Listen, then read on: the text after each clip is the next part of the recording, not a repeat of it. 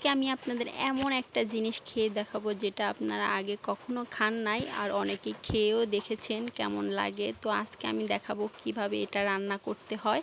তো চলুন দেখা যাক আজকের ব্লগটি। আসসালামু আলাইকুম, সবাই কেমন আছেন? আশা করি সবাই অনেক অনেক ভালো আছেন। আলহামদুলিল্লাহ আমিও ভালো আছি। সবাইকে আমার পেজে স্বাগতম। সবাই আমার পেজটা ভিজিট করবেন। আমি নতুন ব্লগার। তো আমি সকালে ঘুম থেকে উঠে কিছু হালকা পাতলা কাজ কাম করে এখন আমি ঘরে এসেছি ঘরটা গোছানোর জন্য। আর ঘরটা আমার একদমই আওলা ঝাওলা হয়ে গেছে, যেহেতু আমার একটা বাচ্চা আছে ঘরটা আওলা ঝাওলা হওয়া স্বাভাবিকই। তো এখন আমি আমার বিছানা সব কিছু গুছিয়ে গাছিয়ে নেব।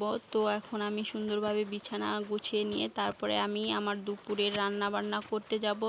তো আমি দুপুরে কি রান্না করব যেটা আপনারা কখনোই খান নাই, অনেকে খেয়েও দেখেছেন, তো সেটাই রান্না করতে দেখাবো। তো আমার একদম সব গোছানো শেষ, একদম কমপ্লিট। আমার একটা ছোট্ট ঘর, তো গোছানো শেষ। তো এখন আমি খাবো কাঁঠাল।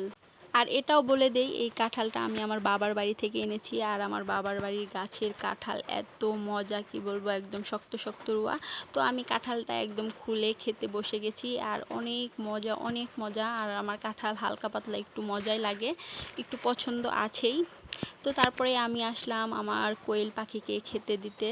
পাখিগুলো আমার জন্য অপেক্ষা করতেছে, তা আমি কখন আসবো আর তাদের খেতে দেব। তো আমি এখানে কিন্তু তাদের ব্রয়লারের যে খাদ্যটা আছে আমি সেটাই দিয়েছি। আর আমার ছেলেটা কিন্তু সবসময় পাখির খেয়াল রাখে, আমার পিছে পিছে এসেছে, সে পাখিকে খাইতে দেবে। তারপরে আমি হাঁসকেও খাইতে দেব।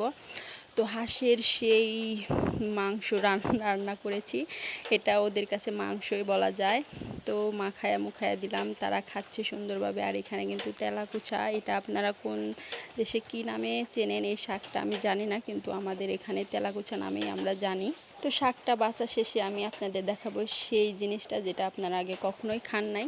এই জিনিসটা আপনারা, এই সবজিটা কি নামে জানেন আমি জানি না। তো আমি এখানে, আমাদের এখানে বলা হয় ওল কচুর ডাগর। তো অনেক মোটা হয়েছে, আর তার জন্য আমি এটা কেটে নিয়েছি। কেটে এটাকে রান্না করা হবে শুটকি মাছ দিয়ে। আর এটা খেতে যে এত স্বাদ, আমি আগে কখনোই খাই নাই। আর একবার খেয়ে আমি এটার একদম প্রেমে পড়ে গেছি। তো এটা বারবারই খেতে মন চাচ্ছে, কিন্তু আমাদের এখানে আর নাই, একটাই হয়েছিল। আর এই একটাই রান্না করেছি, একটু অল্প হয়ে গেছে, যে এইটুকাই হয়েছে, বেশি হয় নাই। তো আমি এটা প্রথমে কিন্তু পানি দিয়ে ভাপ দিয়ে নিতে হবে, যেহেতু এটা কচুর মতো, যদি গলা ধরে তাহলে কিন্তু সমস্যা, কিন্তু রান্না করার পরে একদমই গলা ধরে নাই।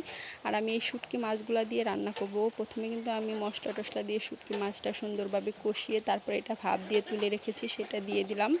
এটা কিন্তু অনেকক্ষণ ধরে কষিয়ে নিতে হবে। এটা কচুর মতো ডাগর, তো এটা কিন্তু কষিয়ে নিলে বেশি সেদ্ধ হয়ে যাবে। তো এই যে দেখতে পাচ্ছেন কত সুন্দর হয়ে গেছে আমার রান্নাটা। তো খেতে অনেক মজা হয়েছে, দেখতেও সুন্দর হয়েছে, মাশাআল্লাহ।